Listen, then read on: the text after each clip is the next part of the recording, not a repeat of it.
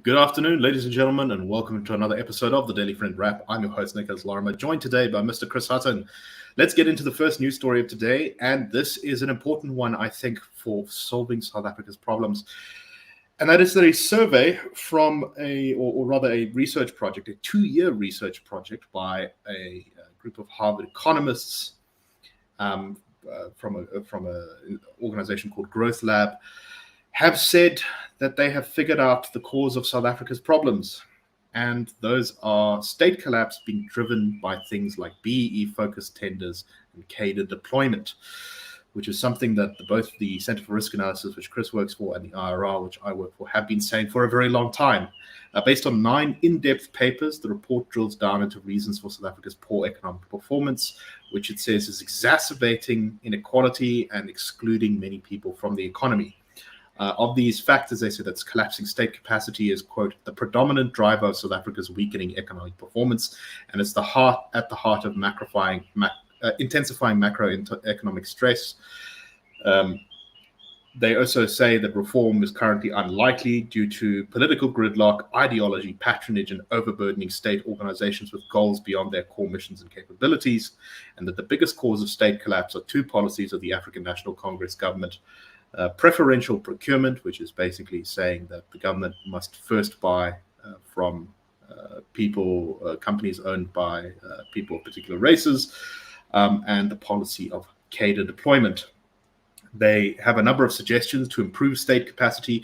The first is the urgent liberalization of the economic market and faster unbundling of Eskom, the relaxation of preferential procurement, including the renewable energy space, phasing out of cadre deployment, the use of the independent power producing model to expand the distribution and transmission of electricity, reallocating responsibility for distribution of water and electricity to regulated regional companies due to the failure of municipalities to collect charges, and connecting municipalities to regional service providers for which who do not have, because they do not have the skill or capacity at the moment. They said that one of the ironies, of course, about BEE is that it hurts many of the people it's supposed to be helping, which is namely poor Black South Africans.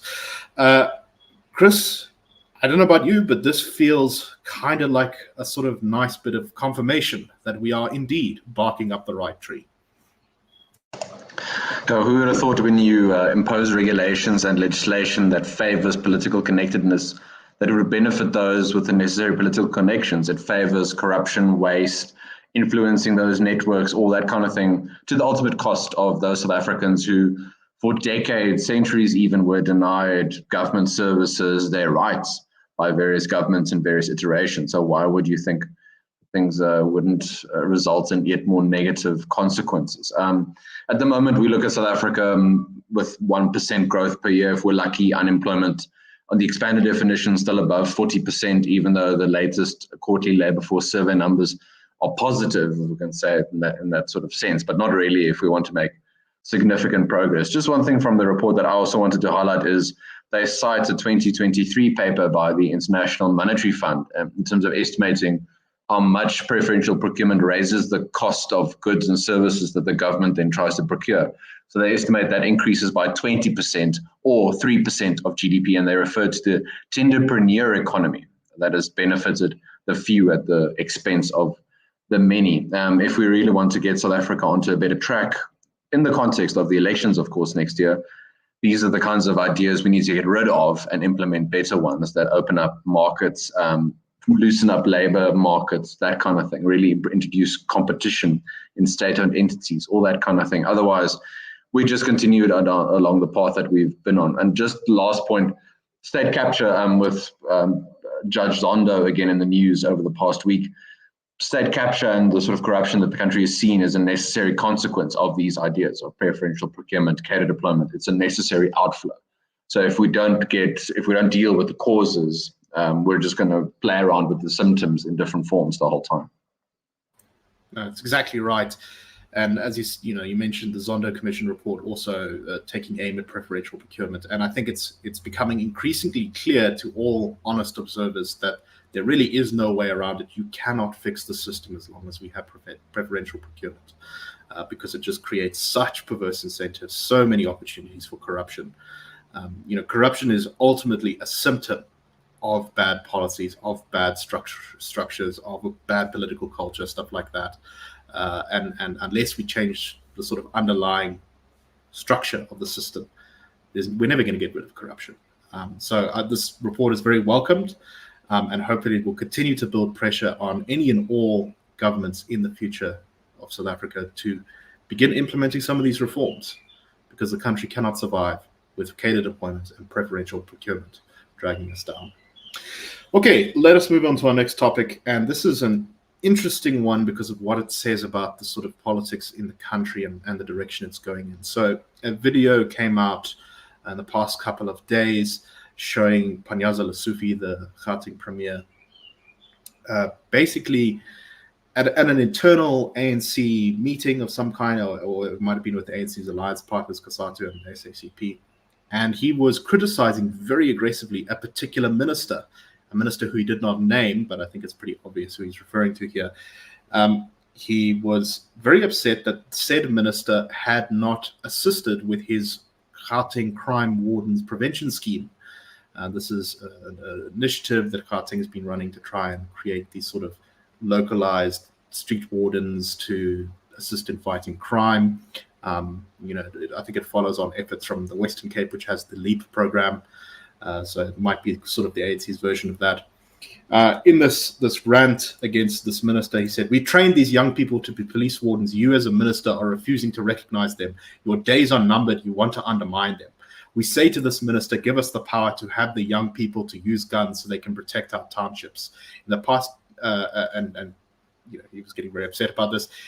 He went on to apologize, and he said, "No, I didn't mean anything about this to any minister or anything like that." So in public, he's kind of trying to mend fences here. But it very clearly seems like he's taking shots at Minister Bheki, Cele, who doesn't want to decentralize power to these crime wardens, doesn't want to equip them with firearms. And, there are arguments for and against that. But Chris, what do you make of this? It really seems like Panyaza is in a difficult place because he wants to, reduce crime before the next election.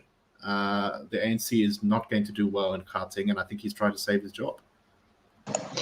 Perhaps even more than trying to reduce crime is building up one's own brand, and you need to do that to own certain issues. And perhaps this is one thing he has identified is rampant crime in Gauteng, and maybe in his view the warden's plan is one of the better ways to try and solve that. So it's building up your own power base, your own popularity, as you say, in the context of declining ANC support, likely nationally below 50%. So you sort of shore up your own support.